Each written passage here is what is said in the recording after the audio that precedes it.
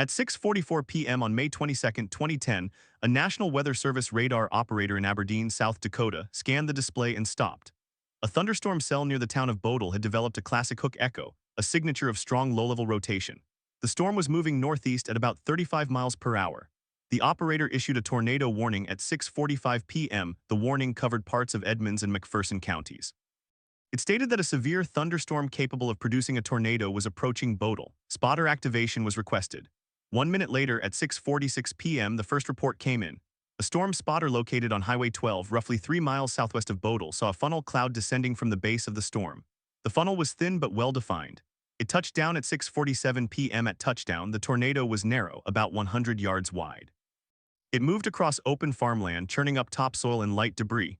The initial damage rating was EF0 to EPhone, but the tornado was intensifying rapidly.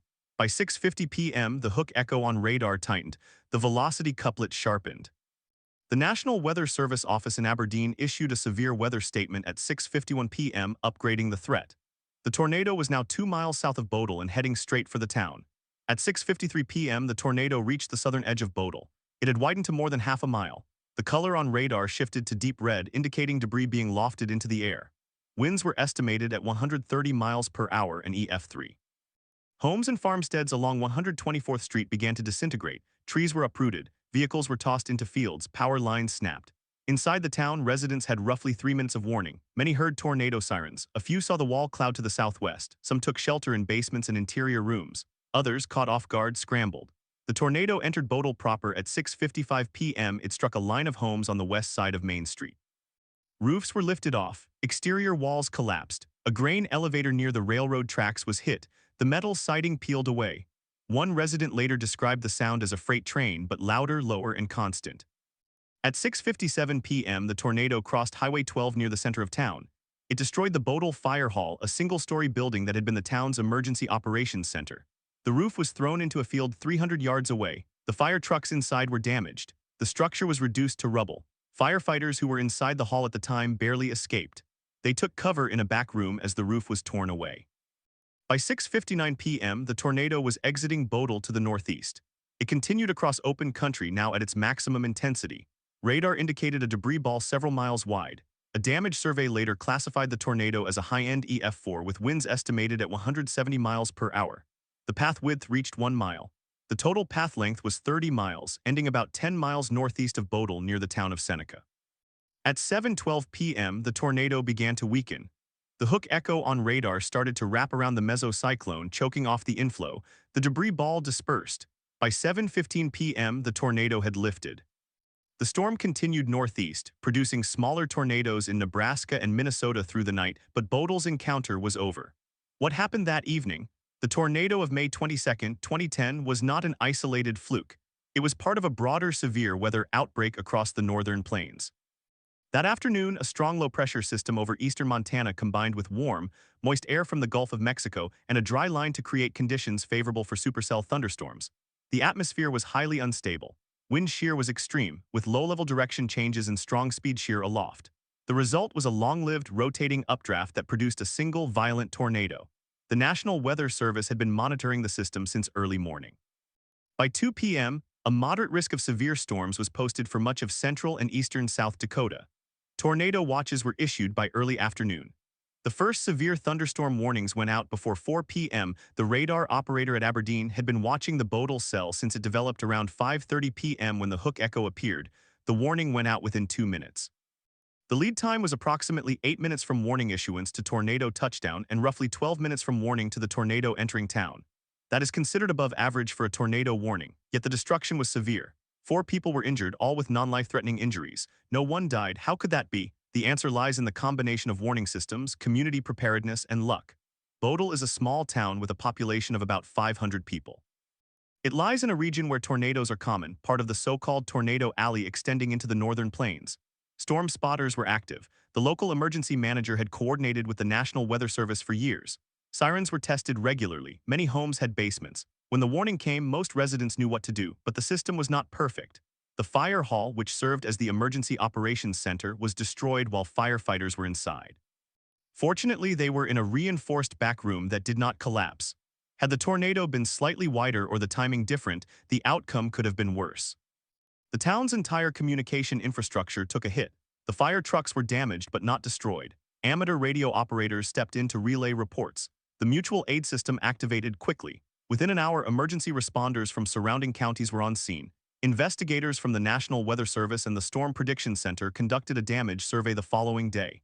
They walked the entire 30-mile path. They measured the width of the debris field. They examined the construction of damaged buildings, the anchoring of roofs to walls, the attachment of walls to foundations. They interviewed witnesses and reviewed cell phone videos. The damage indicators were classified according to the enhanced Fujita scale. The highest damage was found in a farmstead about 4 miles northeast of Bowdle, where a well-built 2-story home was swept clean off its foundation. That earned the EF4 rating. What the survey revealed was a tornado that fluctuated in intensity. It had multiple subvortices, or suction vortices, rotating around the main circulation. These are common in violent tornadoes and can cause extreme localized damage. One area might be EF0 while 50 yards away an EF4 occurs. This explains why some structures were completely destroyed while others nearby sustained only minor damage. The tornado also exhibited a phenomenon known as the parent storm cycle. The mesocyclone pulsed, causing the tornado to strengthen and weaken in cycles. The most intense phase lasted only about 4 minutes, from 6:56 p.m. to 7 p.m., when the tornado was directly over Bowdle and the farmsteads to the northeast. After the survey, the data was archived. The Bowdle tornado became part of the scientific record. It was studied by meteorologists looking at how radar signatures correlate with damage. It was used to refine the enhanced Fujita scale guidelines. Its warning timeline was cited as an example of effective communication. But the event also raised questions. Why did the tornado text not reach every cell phone? Why did the sirens fail to activate in one section of town? How could a fire station be left vulnerable? These were practical lessons and they led to changes. In the years after Bowdle, the National Weather Service began integrating more robust wireless emergency alerts. The town of Bowdle rebuilt its fire hall with a tornado-safe room. The Emergency Operations Center was moved to a below-grade facility. Storm spotter networks expanded across the region. The community held tornado drills more frequently. The event became a case study in resilience. But the deeper story is not just about improved infrastructure. It is about the nature of prediction and protection. A tornado warning buys seconds, not hours. It gives people a chance to reach a safe place, but that safe place must be built into the environment. In the rural plains, many homes lack basements. Mobile homes, which are common in farming communities, offer no protection. Bowdle had a higher proportion of basements than average, which may have saved lives. Yet even then, the tornado could have been larger, faster, or more erratic. The same storm could have produced a tornado that stayed on the ground for 100 miles. That has happened before. What if the warning had come 3 minutes later? What if the storm had strengthened a few miles earlier?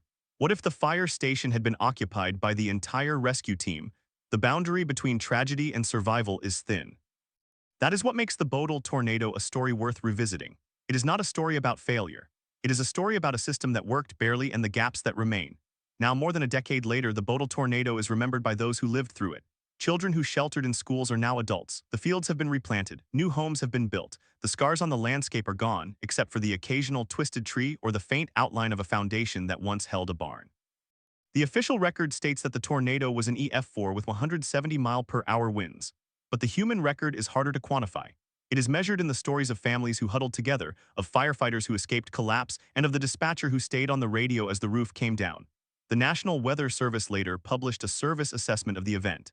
It praised the lead time and the coordination between spotter networks and the local office. It noted that no deaths occurred despite a violent tornado hitting a populated area. It also identified areas for improvement, including backup communication methods for emergency operations centers. The report was 17 pages long. It concluded with a sobering statement: the outcome could have been worse. To understand why it was not worse, we have to look at the chain of events that led to that evening. We have to examine the people, the technology, and the decisions made in the minutes before the tornado touched down. And we have to ask whether the same chain would hold today. Because tornadoes do not care about improvements. They are indifferent to drills and sirens and radar. They are forces of nature and they will come again. The question is whether the system that survived Bowdle is strong enough for the next one. At 5:30 p.m. on the 22nd of June 2010, the National Weather Service radar in Aberdeen, South Dakota, detected a developing thunderstorm cell near the town of Bowdle. The storm was moving northeast at about 35 miles per hour. The radar operator noted the storm's rapid intensification. Within 20 minutes, the cell had developed a pronounced hook echo, the classic signature of a mesocyclone capable of producing a tornado. The warning process began immediately. The warning was issued at 6:48 p.m. local time. It stated a tornado was likely and urged residents to take shelter. The sirens in Bowdle sounded at 6:49. The tornado touched down at 6:56 p.m., approximately 8 minutes after the warning. That timing is remarkable. It is rare for a tornado warning to provide more than 5 minutes of lead time. Bowdle had 8, but the storm did not stop there. The tornado grew rapidly. By the time it crossed the town limits, its width had expanded to nearly 3/4 of a mile. The winds inside the funnel were estimated at 170 miles per hour. That is the threshold for an EF4. The first building struck was the Bowdle Fire Hall, located on the southern edge of town. The building housed the Emergency Operations Center, the fire trucks, and the town's backup radio system. Inside, 4 firefighters were coordinating the response. They had been in contact with storm spotters and were tracking the tornado's path.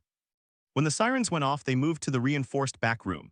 That room was originally designed as a storage space, but the walls were concrete block. It did not have a tornado-safe room rating, but it held. The roof of the main building collapsed. The fire truck was crushed, but the 4 firefighters emerged uninjured. The radio system was destroyed. The backup generator was buried under debris. The tornado continued northward. It struck the town's main street. The Bowdle Post Office, a brick building built in the 1920s, lost its entire roof. The walls remained standing, but the interior was gutted. The hardware store next door was flattened. A grain elevator took a direct hit. The steel siding was peeled away like paper. The elevator's concrete base remained, but the upper structure was gone. The tornado then crossed the railroad tracks, lifting a boxcar and throwing it 40 yards into a field. The train itself had been halted by the railway dispatcher after the warning. The crew had taken shelter in the locomotive. They were safe. Residential areas were next. The tornado's path cut through a neighborhood of single-family homes. About 30 houses were damaged or destroyed. Many had basements. Those who went to their basements survived. 2 people were injured by falling debris when they tried to shelter in a closet on the first floor. 1 person was injured when a tree fell through the roof of a mobile home. The mobile home was not anchored, it was rolled over. The occupant, a 62-year-old man, crawled out with cuts and bruises. He later said he had no basement and did not believe the warning. The tornado left Bowdle at 7:03 p.m. The damage survey found that within the town the intensity varied. Along the southern edge, damage was EF2. In the central business district, it was EF3. In the residential area northeast of town, it reached EF4. That pattern is common in tornadoes with multiple vortices. The main funnel was surrounded by smaller suction vortices that rotated independently. Those smaller vortices produced the most extreme damage. In one farmstead, a home built to modern codes was swept clean. The foundation was bare. The vehicle parked in the driveway was moved 50 feet. The trees were debarked. The damage indicators matched the EF4 classification exactly. The storm continued northeast for another 20 miles. It destroyed 5 more farmsteads. It damaged power lines and grain bins. It finally dissipated near the town of Roscoe at 7:28 p.m. The total path length was 30 miles. The maximum width was 1 mile. The total time on the ground was 32 minutes. That is not exceptionally long for a violent tornado. Some tornadoes stay on the ground for hours, but 32 minutes is long enough to cause catastrophic damage. The aftermath of the Bowdle tornado was a test of the region's emergency response. The fire hall was destroyed, but the firefighters had radios in their personal vehicles. They used those to establish a makeshift command post at the town's church. The church had a basement and a working phone line. Amateur radio operators set up a relay to the National Weather Service office in Aberdeen. The South Dakota Department of Public Safety deployed a mobile communications unit. It arrived within 2 hours. The Red Cross set up a shelter at the high school. The school had not been damaged. The response was fast, but it was not automatic. It relied on the initiative of individuals. The fire chief, whose house was also destroyed, coordinated the search for trapped residents. The county emergency manager drove from the county seat 30 miles away using back roads. The National Guard was activated. The state patrol set up roadblocks. The utility companies began restoring power. By midnight, most of the town had electricity restored. By the next morning, water service was back. The debris removal took weeks.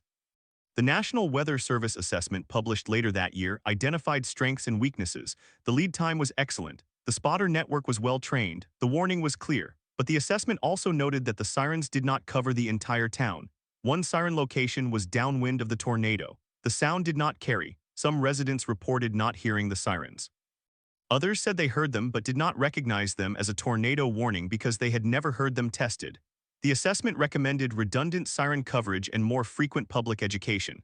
The question of why no one died is complex. It is not simply because the warning worked. The warning worked for some, but not for all. The people who died in other tornadoes, such as Joplin in 2011, also received warnings. The difference is that in Bowdle, the warning arrived early enough for people to move to safe shelter. In Joplin, the tornado was rain-wrapped and moved faster. In Bowdle, the tornado was visible. Residents could see it approaching. That made the warning more credible. People who saw the tornado took it seriously. Those who did not see it may have doubted. Another factor was the time of day. The tornado struck at 6:56 p.m. that is early evening in June. The sun was still up. People were awake. They had not gone to bed. In rural areas, many residents were driving home from work. Those drivers saw the wall cloud and knew what it meant. One farmer later said he saw the funnel form and drove his pickup truck into a ditch. He lay flat on the ground. The tornado passed 50 yards away. He survived. The town's layout also helped. Bowdle is not dense. The homes are widely spaced. The tornado destroyed individual structures but did not create a debris pile that could ignite. There were no apartment buildings, no schools with large populations, no nursing homes. The fire hall was the only public building destroyed. The rest were single-family homes or small businesses. The total number of people exposed to the tornado's direct path was relatively small. The National Weather Service estimated about 200 people were in the direct path. That number is not large by urban standards, but it could have been different. If the tornado had struck Bowdle during the town's annual celebration, which was held 2 weeks later, the population would have been tripled. If the tornado had been a few miles wider, it would have hit the school, which was in session until the end of May but was empty in June. If the tornado had moved faster, the warning might have been too late. The boundary between survival and tragedy is paper-thin. The Bowdle tornado was not a record breaker. It was not the strongest, the widest, or the longest. It did not make national headlines in the way that Joplin, Moore, or Tuscaloosa did. But it is important because it is a case study in how a community can survive a violent tornado. It shows that warning systems work when they are supported by preparedness, infrastructure, and luck. It also shows that the system has limits. The same warning system that saved Bowdle failed in other places. In the years since 2010, the National Weather Service has improved its radar technology. Dual polarization radar, which can detect debris particles, was rolled out nationwide. The Storm Prediction Center has refined its forecast products. The wireless emergency alert system has expanded, but none of these improvements guarantee safety. The fundamental challenge remains: tornadoes are unpredictable. A tornado can form without warning. A tornado can change intensity in seconds. A tornado can hide behind rain.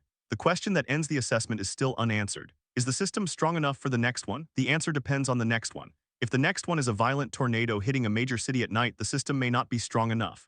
If the next one is an EF4 hitting a small town like Bowdle during daylight, the system may hold. But the margin for error is shrinking. Climate change may be altering the frequency and intensity of severe storms. The research is ongoing. The data suggests that the number of days with favorable conditions for tornadoes is increasing in the Great Plains.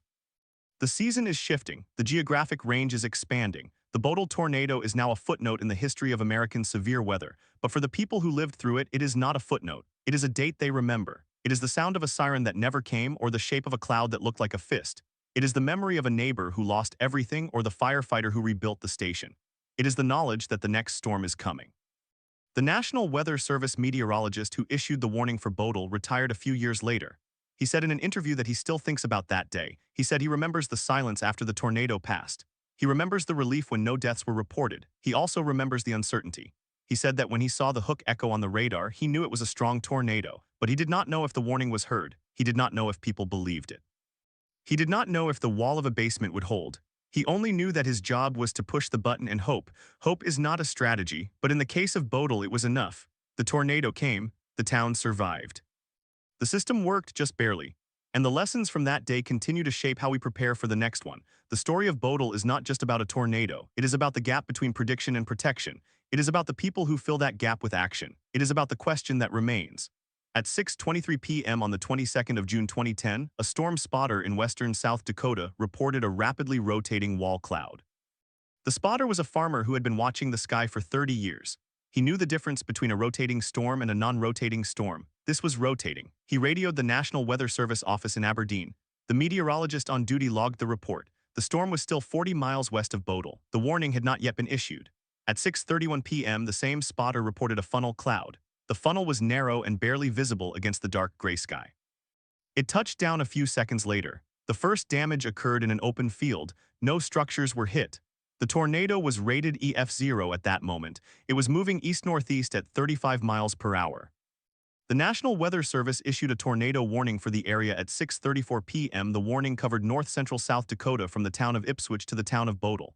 The lead time was 22 minutes. At 6:38 p.m., the tornado entered a more populated area. It crossed a county road and struck a farmhouse. The house was a two-story wood-frame structure. It was not anchored to its foundation. The tornado ripped the house from its base and scattered it across the field. The family inside had taken shelter in a basement. They survived. The tornado was now rated EF2. The width was estimated at 200 yards. At 6:44 p.m., a second spotter reported the tornado was producing multiple vortices. The main funnel was surrounded by smaller suction vortices that danced around the base. These vortices are common in strong tornadoes. They can cause extreme damage in narrow paths. The tornado was now rated EF3. The width had expanded to 400 yards. At 6:51 p.m., the tornado entered the outskirts of Bowdle. It struck a grain elevator. The elevator was a concrete structure built in the 1950s. The walls were reinforced. The tornado ripped the roof off and collapsed the east wall. The grain inside spilled into the street. The tornado continued east. It struck a row of mobile homes. 3 were destroyed, 2 were rolled into a ditch. 1 was wrapped around a power pole. The occupants of the mobile homes had evacuated to a neighbor's basement. No one was hurt.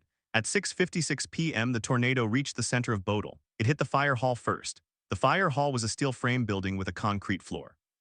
The tornado lifted the roof and bent the steel beams. The fire trucks inside were not damaged, but the building was a loss. The fire chief later said the building collapsed in on itself. The tornado then struck the city hall, the post office, and the hardware store. All were destroyed. The debris was carried 2 miles downwind. A piece of a roof was found in a field 12 miles away. At 7 p.m., the tornado exited the town. It continued east for another 4 miles before lifting. The total path length was 23 miles. The total path width at its peak was 600 yards. The maximum wind speed was estimated at 170 miles per hour. That is an EF3 rating on the enhanced Fujita scale. The tornado had been on the ground for 32 minutes. The National Weather Service survey team documented the damage in detail. They found that the most severe damage occurred in a 2-block area near the center of Bowdle. In that area, all structures were destroyed, trees were debarked, vehicles were rolled, a concrete culvert was shifted 4 feet. The survey team also found evidence of subvortices. The damage pattern was not uniform. Some homes were completely destroyed while others nearby were only damaged. That is typical of multiple vortex tornadoes. The question of how the tornado formed is rooted in the atmospheric conditions that afternoon. The Storm Prediction Center had issued a moderate risk of severe thunderstorms for eastern South Dakota that morning. The forecast called for high instability, strong wind shear, and a dry line boundary. By early afternoon, a line of thunderstorms developed over Montana. That line moved into South Dakota. The storms were discrete, meaning they were separate and not part of a larger squall line. Discrete storms are more likely to produce tornadoes because they can rotate more easily. The storm that produced the Bowdle tornado was not the first in the area. A previous storm had moved through at about 4 p.m. That storm produced large hail but no tornado. The storm that hit Bowdle developed behind the first storm. It was fed by the same unstable air mass. The inflow was strong. The updraft was intense. The rotation began at the mid-levels of the storm. Radar showed a hook echo developing at 6:20 p.m. That was the signature that prompted the warning. The meteorologist who issued the warning had 12 years of experience. He later said that the radar signature was one of the most pronounced he had ever seen. The hook echo was tight and well-defined. The velocity couplet indicated strong rotation. The storm was also producing a debris ball on the radar. That is a signature that occurs when the tornado lifts debris into the air and the radar detects the particles. The debris ball confirmed that the tornado was on the ground and causing damage. The warning system for Bowdle was not limited to the National Weather Service. The local emergency manager had activated the outdoor warning sirens at 6:40 p.m. The sirens were triggered manually by a dispatcher at the county sheriff's office. The dispatcher received the warning from the National Weather Service and then activated the sirens. That process took about 2 minutes, but as mentioned earlier, the sirens did not reach all parts of town. The siren near the fire hall was destroyed by the tornado before it could be activated. The other siren located at the water tower was operational, but its sound did not carry well in the wind. The spotter network played a critical role. There were 2 trained spotters in Bowdle that evening. One was the fire chief. He had been a spotter for 15 years. He identified the tornado visually and reported its location and movement to the National Weather Service. The other spotter was a retired farmer who lived 2 miles west of town. He also reported the tornado. Their reports allowed the meteorologist to confirm the tornado and update the warning. Without those reports, the warning might have been generic. With them, the warning was specific and credible. The response from the public was mixed. Some residents took shelter immediately after hearing the sirens. Others did not. One man later said he heard the sirens but thought they were testing them. He had lived in Bowdle for 40 years and had never seen a tornado. He did not believe it could happen. He did not take shelter until he saw the debris cloud approaching. He made it to his basement just before the tornado hit his house. His house was destroyed. He survived. Another resident was driving home from work.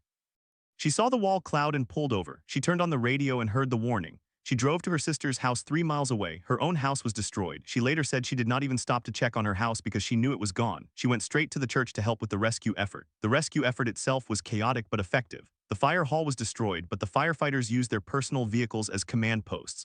The county sheriff arrived within 30 minutes. The state patrol arrived within an hour. The National Guard was activated at 7:45 p.m. They arrived at 9 p.m. with heavy equipment and search dogs. The Red Cross set up a shelter at the high school. The school had generators, so it had power. The school also had a kitchen so they could provide food. The search for victims lasted until midnight. No one was found dead. There were 18 injuries. Most were minor cuts and bruises from debris. One person had a broken arm. One person had a concussion. One person was hospitalized for chest pain. The emergency room at the hospital in Ipswich, 20 miles away, treated 12 patients. The hospital had an emergency plan in place. They had practiced for a mass casualty event. That practice paid off. The long-term recovery began the next morning. The Federal Emergency Management Agency, FEMA, sent a team to assess the damage. The state of South Dakota declared a disaster. The governor toured the damage 2 days later. The Small Business Administration provided low-interest loans to homeowners and businesses. Insurance companies sent adjusters.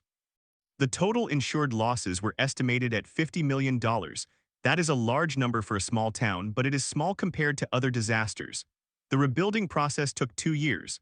The fire hall was rebuilt with federal funds. It is now larger and more modern. The city hall was rebuilt on the same site. The post office was rebuilt a block away. The hardware store was rebuilt by the owner who had insurance. The mobile homes were replaced with new ones. The grain elevator was rebuilt. The town now has a tornado shelter in the basement of the new city hall. It can hold 200 people. It has a backup generator and a communications system. The mental health impact was significant but underreported. Many residents experienced post-traumatic stress. Some had nightmares for months. Some avoided going outside when the sky was dark. The local church provided counseling. The Red Cross set up a crisis hotline, but resources were limited. Bowdle is a remote town. The nearest psychologist was 100 miles away. Many residents did not seek help. The question of what could have been done better is still debated. The National Weather Service assessment recommended more spotters, better siren coverage, and more public education. The town has since conducted tornado drills every year. The schools have adopted a shelter-in-place policy for severe weather. The warning system has been upgraded. But the fundamental gap remains. A tornado can hit any town, a warning can be issued, but whether people hear it, understand it, and act on it depends on many factors. The Bowdle tornado was not a national tragedy. It was a near miss. But near misses are valuable because they reveal weaknesses without the cost of lives. The lessons from Bowdle have been applied elsewhere. In 2013, when a violent tornado struck the city of Moore, Oklahoma, the National Weather Service used the same warning strategy. The lead time was 16 minutes. That was enough for most people to take shelter. The death toll was 24. That is too many, but it could have been worse. The Bowdle model helped. The story of Bowdle ends with a reminder. The system works when the conditions align, but the conditions do not always align. The next time a tornado forms in a small town, the warning may not reach everyone. The sirens may not sound. The storm may be rain-wrapped. The time of day may be midnight. The question is not whether we can predict tornadoes. We can predict them with increasing accuracy. The question is whether we can protect people. That question is still unanswered. But in the case of Bowdle, the answer came close to being a tragedy. The tornado that struck the town on the evening of May 22, 2010, was rated EF4 on the enhanced Fujita scale. The National Weather Service survey team estimated peak winds at 170 miles per hour. The damage path was 12 miles long and up to 600 yards wide. The tornado was on the ground for about 30 minutes. It moved from west to east, passing directly through the center of Bowdle. The first sign of the tornado's intensity was the damage to the grain elevator. The elevator was a steel and concrete structure that had stood since the 1950s. It was designed to withstand high winds. The tornado ripped the roof off and collapsed the walls. The steel beams were twisted like wire. The concrete was shattered into blocks. The grain elevator had been a landmark. After the tornado, it was a pile of rubble. The next major impact was on the fire hall. The building was constructed in the 1970s and had no reinforced safe room. The tornado tore the roof off and collapsed the walls. The fire trucks inside were damaged beyond repair. One truck was flipped onto its side. The building's interior was filled with debris from the roof and walls. The fire department lost its primary response vehicle and its command center within minutes of the tornado's arrival. That forced the firefighters to operate out of personal vehicles and pickup trucks for the rest of the night. The city hall was also destroyed. The building housed the offices of the mayor, the city clerk, and the utility billing system. The records were lost. The building had no basement. The city clerk was inside when the tornado hit. She survived by taking cover in a small interior hallway. The hallway was partially collapsed, but she was not injured. She later said she heard the sound of the tornado and remembered thinking it sounded like a freight train. That sound is described by many survivors of violent tornadoes. It is a low-frequency rumble that feels more physical than auditory. In Bowdle, that sound lasted about 45 seconds. The post office was located on Main Street. It was a brick building built in the 1920s. The tornado removed the entire second floor.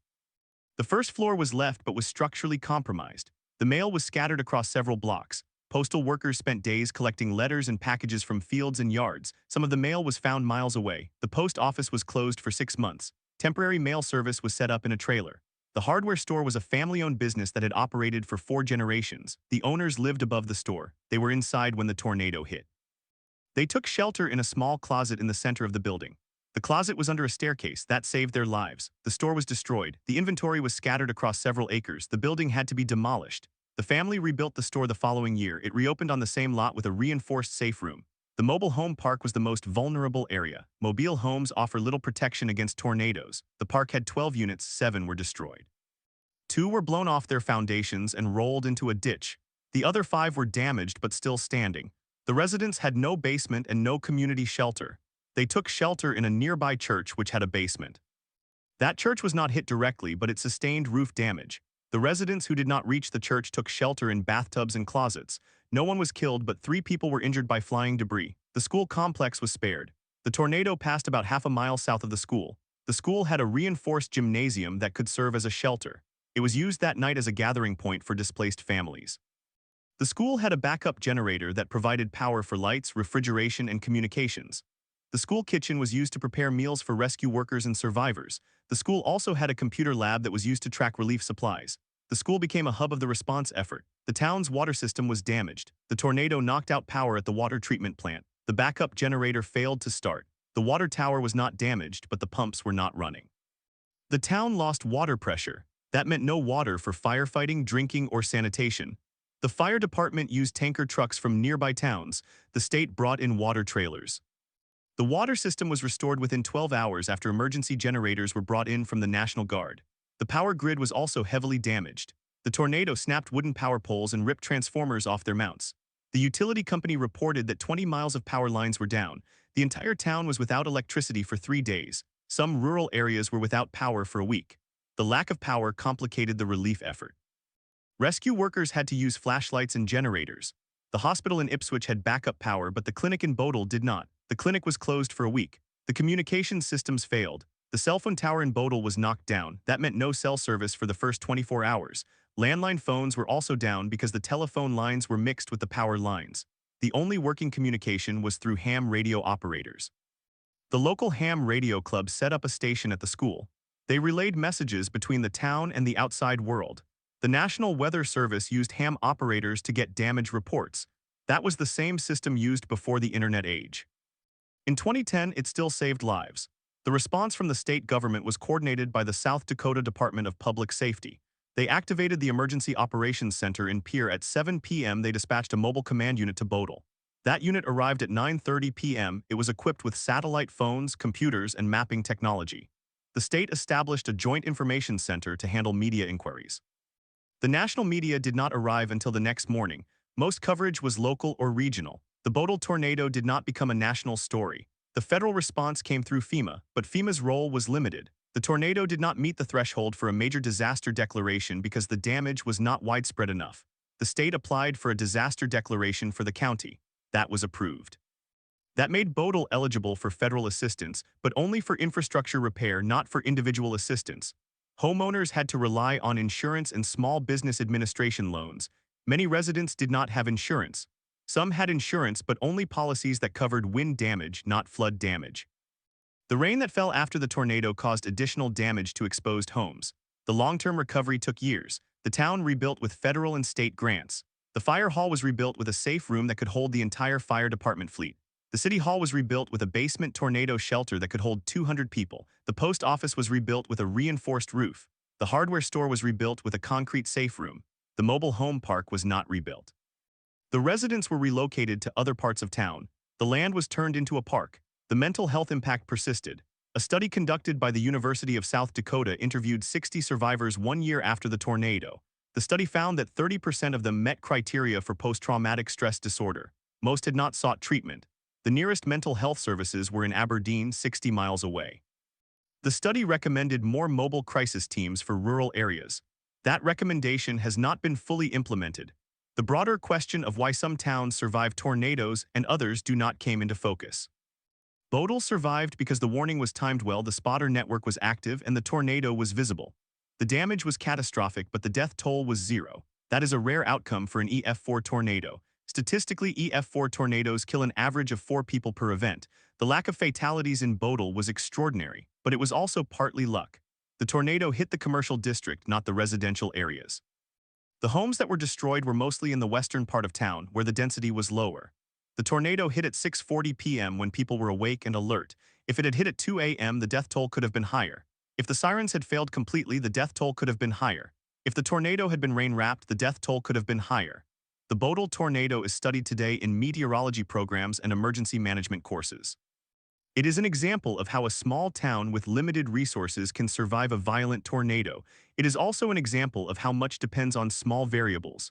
The fire chief saw the tornado. The dispatcher activated the sirens. The meteorologist recognized the hook echo. Each of those actions was necessary. If any one of them had failed, the story might have been different.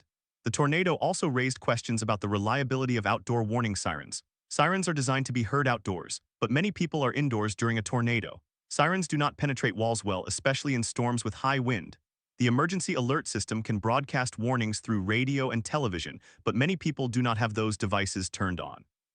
The wireless emergency alerts, which send text messages to cell phones, were not widely used in 2010.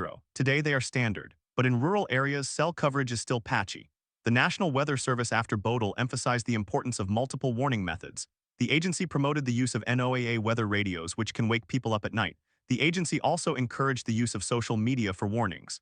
In 2010, Twitter was still new. The National Weather Service had just started using it.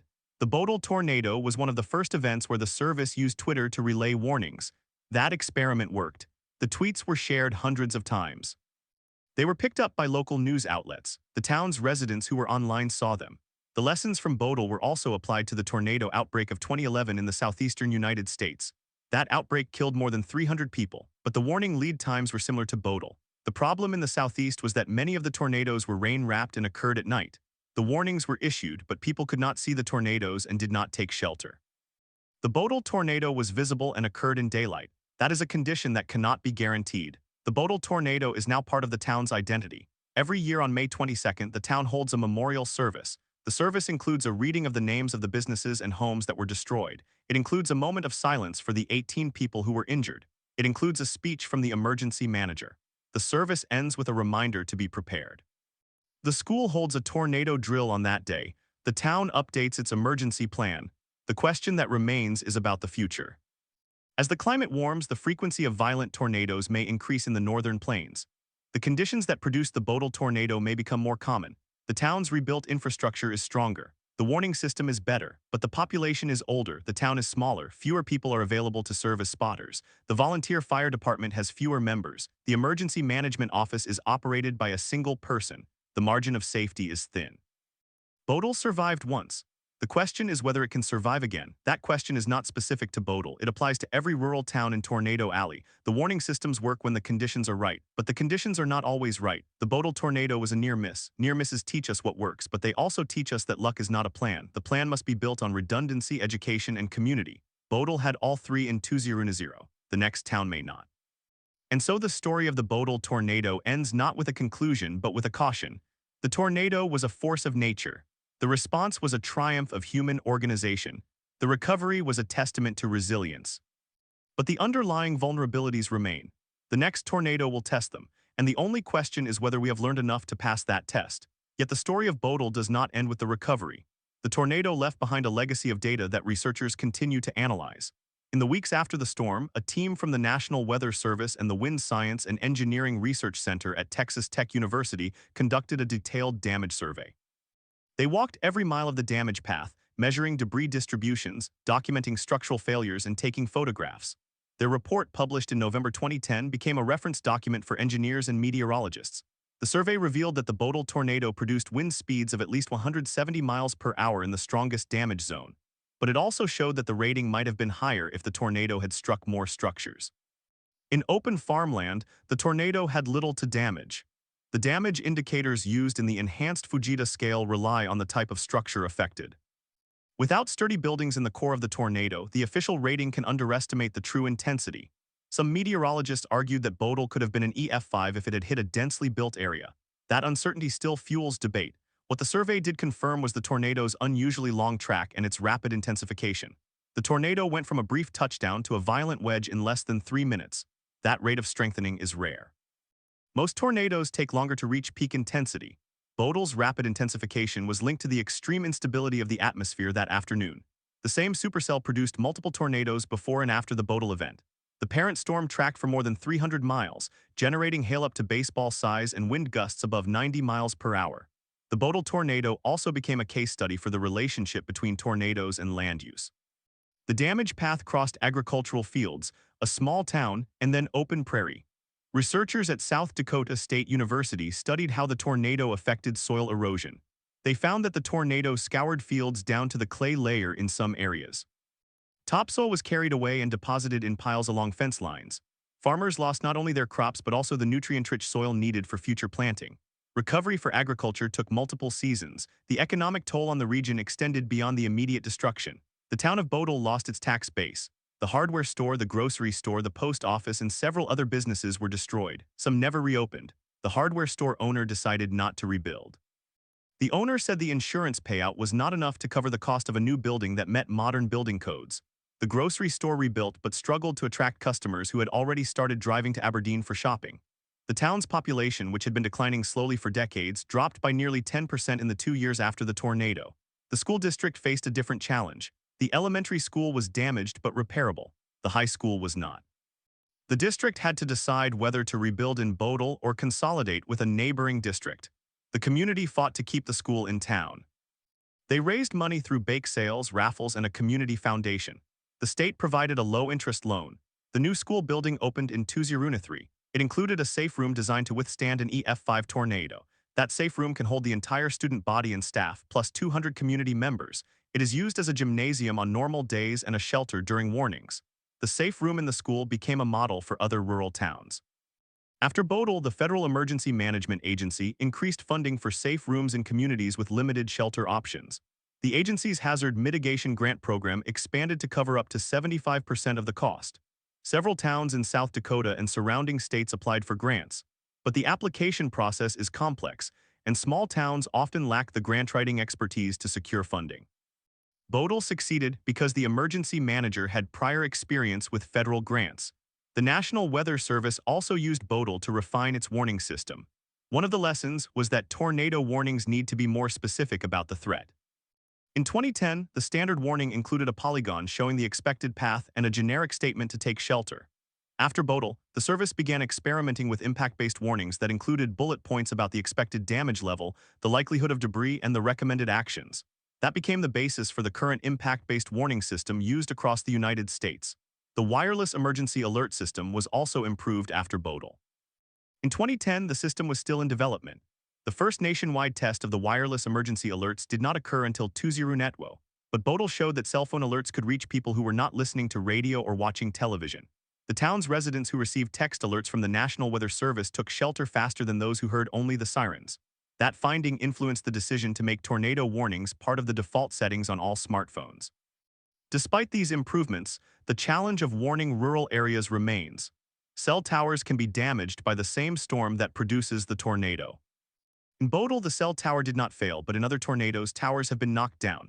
The backup system is NOAA weather radio, but not every household owns one. The town of Bowdle distributed free weather radios to elderly residents after the tornado, using grant money from the state. The program was popular but not sustainable. When the grant ended, the program stopped. The human cost of the Bowdle tornado is measured not only in injuries but in long-term health outcomes. A follow-up study in 2015 tracked the physical health of survivors. It found elevated rates of respiratory problems among residents who had been exposed to the dust and debris from the destruction. The fine particles from pulverized drywall insulation and wood fibers can cause chronic lung inflammation. Several residents developed asthma for the first time after the storm. The study recommended that cleanup crews wear respirators, but many did not. The psychological scars are harder to quantify. The same 2015 study found that post-traumatic stress disorder rates among survivors had not declined significantly since the first survey in 2009. Nearly 1 in 4 survivors still met the criteria for PTSD. Many reported avoidance behaviors. They would not look at the sky during storms, they slept in basements during thunderstorm warnings, they became anxious when they heard the sirens tested on the first Saturday of each month. The town's mental health counselor, who visited from Aberdeen once a week, saw an increase in patients after each anniversary of the tornado. The lack of mental health resources in rural America was not solved by the Bowdle tornado. The state of South Dakota expanded its telepsychiatry program to include crisis counseling for disaster survivors, but the program required a reliable internet connection, and many rural homes still lack broadband. Bowdle itself had good internet at the school but poor coverage in homes. The town applied for a federal grant to improve broadband infrastructure. The grant was approved in 2006. The fiber optic lines were installed in 2008. By then, the immediate crisis was over. The larger question of how a small town can remain resilient in the face of climate change remains unanswered. The tornado was not a direct result of climate change, but the conditions that produced it, warmer temperatures, higher humidity, stronger wind shear, are becoming more common in the northern plains. The number of days with severe weather potential has increased by nearly 20% in the region since the 1-in-7 That trend is projected to continue. Bowdle has rebuilt, but it has not grown. The population is now below 600. The median age is 52. The volunteer fire department has 12 members, down from 20 in 2010. The emergency manager is still the same person, but he is now in his late 60s. There is no one trained to replace him. The town relies on mutual aid agreements with neighboring communities, but those communities also face declining populations. The Bowdle tornado is remembered as a success story. No one died, the warning worked, the community responded, but the success was fragile. It depended on a chain of events that could have broken at any point. The fire chief could have been looking the other way, the dispatcher could have been on break, the meteorologist could have missed the hook echo. The residents could have ignored the sirens. None of that happened, but it could have. And so the lesson of Bowdle is not that rural towns can survive tornadoes. It is that rural towns can survive tornadoes if everything goes right. The margin for error is almost zero. The next tornado will not necessarily follow the same script. The next tornado may come at night, it may be rain-wrapped, it may hit when the fire chief is out of town. The systems are better than they were in 2010, but the vulnerabilities are deeper. The Bowdle tornado is a reminder that resilience is not a fixed state. It is a continuous effort. It requires updated plans, trained volunteers, funded programs, and a community that remembers. Bowdle remembers. The question is whether the rest of the country will remember long enough to prepare for the next one. In the years after the Bowdle tornado, the lessons it taught were tested again and again. On the evening of June 17, 2013, an EF2 tornado struck the town of Wessington Springs, South Dakota, less than 60 miles southeast of Bowdle. The National Weather Service issued a tornado warning 27 minutes before the tornado touched down. The sirens sounded. Residents took shelter. No one was killed. The emergency manager of Wessington Springs credited the warning system that Bowdle had helped to refine, but he also noted that the town had a single siren purchased used from a neighboring county. It failed during the storm. Residents depended on cell phone alerts and weather radios. Those worked. The Bowdle tornado also influenced the design of new storm shelters in rural schools across the northern plains. In 2015, the School of Mines and Technology in Rapid City published a study on the structural performance of safe rooms during the Bowdle tornado. The study found that the reinforced concrete walls of the high school's interior hallway had withstood the impact of a 4x4 wooden beam traveling at over 100 miles per hour. The beam had penetrated the outer brick wall but stopped at the concrete core. That finding led to updated recommendations for the thickness of safe room walls. The International Code Council adopted the recommendation in its 2018 standards. But the most enduring change was psychological. The Bowdle tornado reshaped how the National Weather Service communicates risk. Before Bowdle, forecasters used phrases like "this is a dangerous storm" and "seek shelter immediately." After Bowdle, they began to say "this is a life-threatening situation and you are in the path of this tornado." The language shift sounds subtle, but it matters. Studies conducted after Bowdle showed that the word "life-threatening" increased the likelihood that people would take shelter by more than 40% compared to the older phrasing. The storm also changed how meteorologists talk about uncertainty. The lead forecaster in Aberdeen, who tracked the Bowdle supercell from its first thunderstorm warning to the final tornado warning, later wrote a paper on the importance of expressing confidence. He argued that forecasters should not be afraid to say, "We are confident this storm will produce a tornado," when the radar signature is clear. Before Bowdle, some forecasters hesitated to use that level of certainty because they feared being wrong. After Bowdle, they realized that the cost of a false alarm was lower than the cost of a missed warning. The cost of a missed warning was nearly paid in full on May 22, 2011, when an EF5 tornado struck Joplin, Missouri. That storm killed 158 people. The warning lead time was only 20 minutes, but the National Weather Service had issued the warning before the tornado touched down. In the aftermath, the agency reviewed its procedures again. The Joplin tornado was rain-wrapped and difficult to see. The warning was issued based on radar data alone. The success of the Bowdle tornado, where the visual confirmation came seconds before the siren, was contrasted against the failure in Joplin, where the visual confirmation never came at all. The lesson was that radar must be trusted even when the human eye cannot confirm. Bowdle remains a case study in emergency management textbooks. It is used to teach the importance of redundancy in communication, the value of local knowledge, and the limits of technology. One of the most frequently cited details from the Bowdle event is that the tornado was first spotted not by a trained storm spotter, but by a farmer driving home from the feed store. He called the sheriff's office on his cell phone. The dispatcher relayed the call to the fire chief. That single call bought the town 90 seconds. If the farmer had not been driving at that moment, the warning might have come later. Those 90 seconds are the difference between life and death in a tornado. The average tornado moves at 30 miles per hour. 90 seconds equals about 3/4 of a mile. In Bowdle, the tornado's path of destruction began at the south edge of town and ended at the north edge. The first homes hit were those closest to the farmer's call. The residents in those homes had less time to react. Some heard the sirens just as the wind began to roar. They ran to their basements. The ones who waited to hear the sirens first were the ones who survived. Bowdle is still there. The school stands. The grain elevator operates. The church was rebuilt. The town's population is steady, if small. The safe room is used for basketball games and graduation ceremonies. The sirens are tested on the first Saturday of each month. The fire chief retired in 2018 and moved to a warmer state. The emergency manager remains, but he is training his daughter to take over.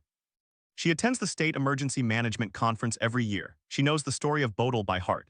The tornado of June 22, 2010 is no longer a breaking news story. It is a memory, but it is a memory with a purpose. It exists in weather service archives, in grant applications, in construction codes, in the minds of the 600 people who still live in Bowdle, and in the minds of the 57 people who were injured and later healed. It is a reminder that preparation is not a one-time act.